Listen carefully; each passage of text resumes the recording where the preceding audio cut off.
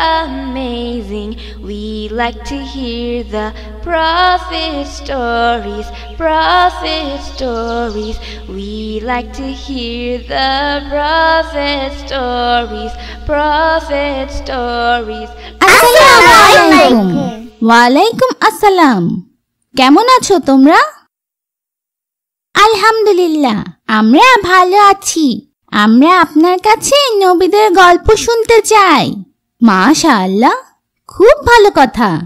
মুসলিমদের জন্য নবীদের গল্প অনেক দরকার।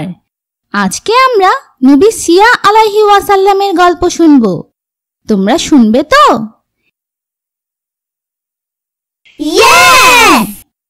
চলো তাহলে শুরু করি। বিসমিল্লাহ। আলাইহি ওয়াসাল্লাম, যাকে ইংরেজিতে আইজিয়া বলা হয়, তার নাম কোরআনে কোথাও বলা হয়নি, কিন্তু আমরা ইবনে কাসিরের মতো মুসলিম জ্ঞানী লোকের কাছ থেকে তার সম্পর্কে জানতে পারি। বনি ইসরায়েলের ইতিহাস সম্পর্কে ভালোভাবে বোঝার জন্য আমাদের একজন মুসলিম হিসেবে নবী সিয়া আলাইহি ওয়াসাল্লাম সম্পর্কে জানতে হবে। যেমন তোমরা জানো যে সুলাইমান আলাইহি ওয়াসাল্লামের মৃত্যুর পর বনি ইসরায়েল তাদের দেশকে দুটি দেশে ভাগ করে ফেলে।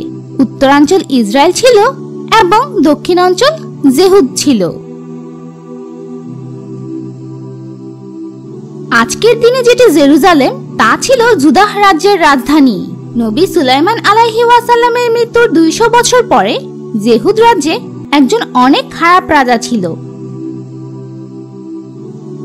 সে আল্লাহর আইন মেনে নেয়নি এবং তার দেশে অনেক মূর্তি পূজারী ছিল। তাদের সঠিক পথ দেখানোর জন্য আল্লাহ নবী সিয়া আলাইহি ওয়াসাল্লামকে পাঠান। কিছু ইতিহাসবিদ বলেন যে সেই সময়ে আল্লাহ তাআলা নবী ইউনুস আলাইহি ওয়াসাল্লামকে পাঠিয়েছিলেন নিভানার লোকদের সঠিক পথ দেখানোর জন্য, যা এখন ইরাক হিসেবে পরিচিত। আশিরীয় রাজ্য সেই শহরকে শাসন করত এবং এর রাজা খুব খারাপ ছিল। সে ফিলিস্তিন শাসন করার চেষ্টা করছিল। চলো এবার জিহুদের গল্পে ফিরে যাই। নবী সিয়া আলাইহি ওয়াসাল্লাম রাজা ও তার লোকদের আল্লাহর আইন মেনে চলার জন্য রাজি করাতে চেষ্টা করেন।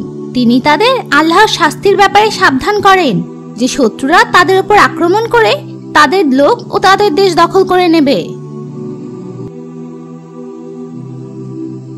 কিন্তু খারাপ রাজা নবী হিসেবে সিয়া আলাইহি ওয়াসাল্লামকে একদম মেনে নেয়নি। কয়েক বছর পর খারাপ রাজা মারা যায় এবং তাদের নতুন রাজা খুব ভালো ছিল, যার নাম ছিল হিজকিয়া।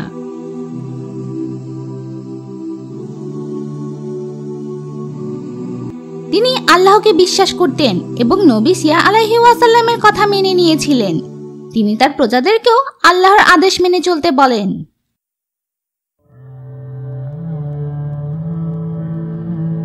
রাজা হিজকিয়া তার সময় সব মূর্তি ভেঙে ফেলে এবং নবী সিয়া আলাইহি ওয়াসাল্লামের সাহায্যে আল্লাহর আইন প্রতিষ্ঠা করার চেষ্টা করে।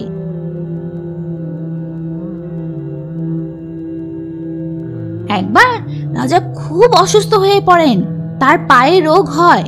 এই সময় তাদের শত্রু অ্যাসিরীয় রাজ্য খুব বড় সেনাবাহিনী নিয়ে জেহুদের রাজ্য আক্রমণ করে।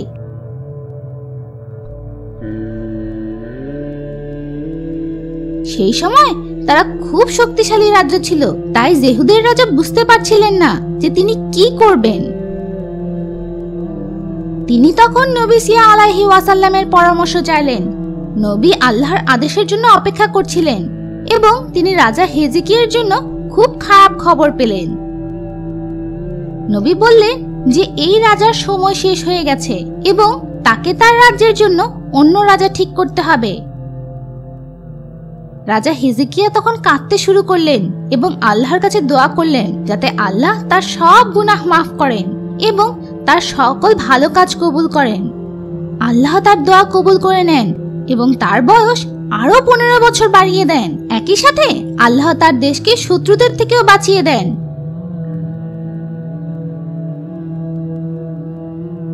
নবী সিয়া আলাইহি ওয়াসাল্লামের কাছ থেকে সেই কথা শুনে রাজা খুব খুশি হয়ে আল্লাহর ইবাদত করতে লাগলেন এবং ধন্যবাদ জানালেন।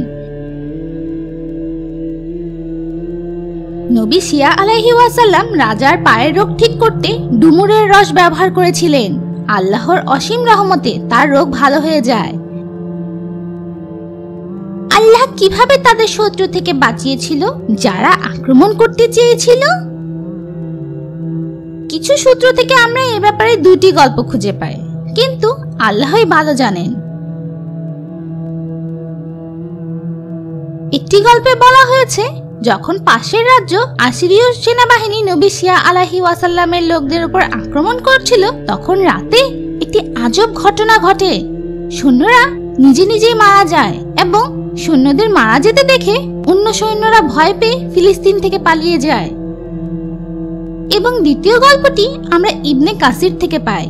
এই গল্পটিতে বলা হয়েছে যে সকালে জেহুদের লোকেরা দেখতে পায় যে শত্রুদের সব সৈন্য মারা গেছে, শুধুমাত্র শত্রুর রাজা এবং তার 5 জন রাজকর্মী বেঁচে আছে।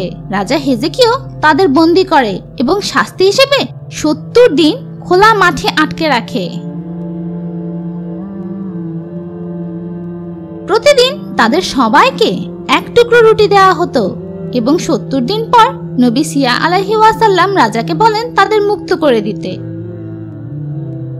মুক্তি পাওয়ার পর তারা তাদের দেশে ফিরে যায় এবং তাদের সাথে কি হয়েছে সেটি সেই দেশের লোকদের জানায়।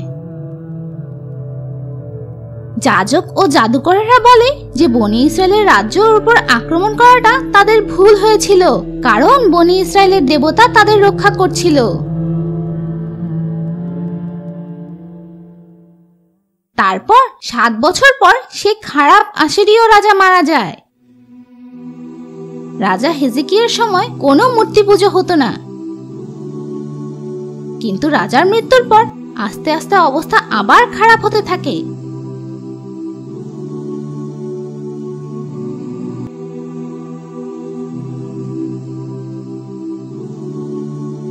জেহুদের লোকেরা খারাপ কাজ করতে শুরু করে এবং আবার মূর্তি পুজো শুরু করে।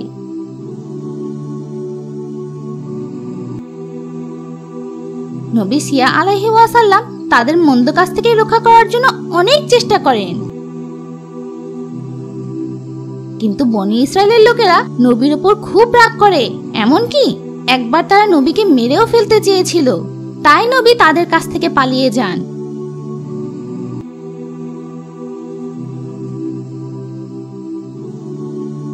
আমরা সঠিক জানি না যে তিনি কিভাবে মারা গেছেন, কিন্তু কিছু ইতিহাসবিদ বলেন যে বনি ইসরায়েল নবী সিয়া আলাইহি ওয়াসাল্লামকে হত্যা করেছিল। শুধুমাত্র আল্লাহ তাআলাই ভালো জানেন। আমাদের নবীদের গল্প আজকে এখানেই শেষ।